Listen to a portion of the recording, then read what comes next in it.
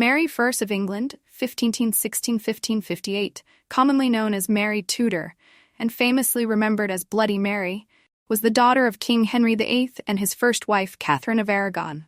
Her life was marked by dramatic political and religious shifts that shaped her reign as the first queen regnant of England. As queen, her efforts to restore Catholicism after her father's break with the Roman Church left a lasting legacy on English history, but her reputation was largely shaped by her suppression of Protestantism. This biography explores her complex life, including her childhood, ascension to the throne, reign, and lasting impact. Mary Tudor was born on February 18, 1516, at Greenwich Palace, a year into her parents' troubled marriage. She was the only child of Henry VIII and Catherine of Aragon to survive infancy, leading her to be the focus of her parents' attention and hopes. As the heir presumptive, Mary received a highly privileged education, which was typical for royal daughters, but she excelled beyond expectations. Fluent in Latin, Spanish, and French, she also studied philosophy, theology, and music, becoming known for her intellect and accomplishment. Her early years were, by all accounts, happy, with both her parents doting on her. However, as Henry VIII's desire for a male heir grew, and Catherine's inability to produce another surviving child became clear, her future was put into uncertainty. Henry's obsession with having a son led to his decision to divorce Catherine, eventually leading to the break with the Catholic Church and the establishment of the Church of England. The king's great matter and Mary's decline. When Henry VIII decided to annul his marriage to Catherine in 1533 and marry Anne Boleyn, Mary's status as his legitimate heir was questioned. Mary, a devout Catholic like her mother, strongly opposed the annulment, which put her at odds with her father. She refused to recognize Anne Boleyn as queen and refused to acknowledge that her parents' marriage had been invalid. As a result, Mary was declared illegitimate and removed from the royal succession, being demoted to the status of lady rather than princess. She was separated from her mother, who was sent to live in isolation until her death in 1536. During this period, Mary was subjected to emotional and physical hardship. She lived in relative isolation and was subjected to bullying and intimidation by her father's new regime, designed to force her into accepting the annulment and her new status. Reconciliation with Henry and reinstatement in the succession. Following the downfall of Anne Boleyn in 1536, Mary managed to reconcile with her father by reluctantly agreeing to his demands that she acknowledge him as the supreme head of the Church of England and accept her illegitimacy. This reconciliation, however, did not restore her to the position of heir apparent. Instead, she was placed back in the line of succession after Henry's son, Edward, from his marriage to Jane Seymour. Although she was allowed back at court, her relationship with her father remained strained. After Henry's death in 1547, Mary's half-brother, Edward VI, succeeded the throne as a Protestant king. Under Edward's reign, England underwent significant Protestant reforms, further marginalizing Mary, who remained a devout Catholic.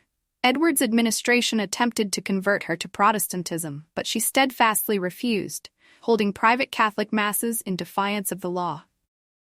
Edward VI's death and Mary's accession to the throne. Edward VI's reign was cut short when he died in 1553, at the age of 15. Aware of Mary's Catholicism, Edward's advisors feared that her ascension would reverse the Protestant reforms. In his will, Edward named his Protestant cousin, Lady Jane Grey, as his successor, bypassing Mary and his younger half-sister Elizabeth. Mary, however, had widespread popular support, particularly among Catholics and those who resented the Protestant elite. Only 9 days after Lady Jane Grey was proclaimed queen, Mary raised an army and marched to London, overthrowing Jane and claiming her rightful place as queen on July 19, 1553. Jane was imprisoned in the Tower of London and executed the following year. Mary's accession marked the first time a woman ruled England as queen in her own right, not as a consort. Her coronation was greeted with widespread enthusiasm, particularly among the Catholic population who hoped she would restore the old religion. Restoration of Catholicism. One of Mary's top priorities as queen was to restore Catholicism in England. Her religious policies were shaped by her desire to reverse the Protestant Reformation implemented by her father and continued by her brother. With the help of her advisors, particularly Reginald Pole, Mary worked to re-establish papal authority in England and reinstate Catholic doctrine and practices. In 1554, she repealed the Protestant religious laws enacted during Edward's reign and reintroduced the Heresy Acts. The enforcement of these laws led to the persecution of Protestants. Between 1555 and 1558, nearly 300 Protestant heretics were burned at the stake in what became known as the Marian persecutions. These executions, which included prominent figures such as bishops Hugh Latimer and Nicholas Ridley, earned Mary the infamous nickname Bloody Mary.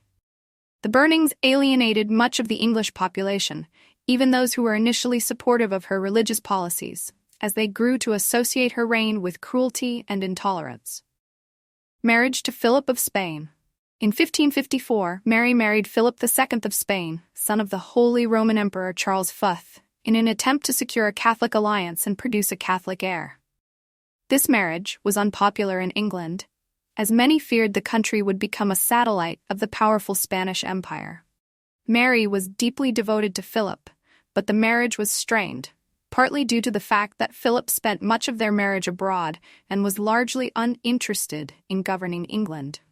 Moreover, the union failed to produce the heir that Mary desperately desired.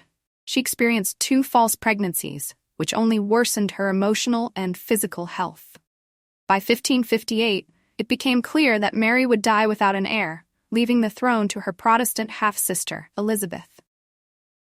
Death and legacy. Mary died on November 17, 1558, likely of uterine or ovarian cancer, at the age of 42. Her death marked the end of her short but turbulent reign and the beginning of Elizabeth I's long and transformative rule. Mary's efforts to restore Catholicism ultimately failed, as Elizabeth re-established Protestantism as the state religion shortly after her accession. Mary's legacy is one of complexity. Though she is remembered primarily for her religious persecutions which contributed to her vilification in English history, she was also the first woman to successfully claim the English throne, paving the way for future queens like Elizabeth I and Victoria. Despite the failure of her religious policies, Mary's reign demonstrated that a woman could rule in her own right and wield political power effectively.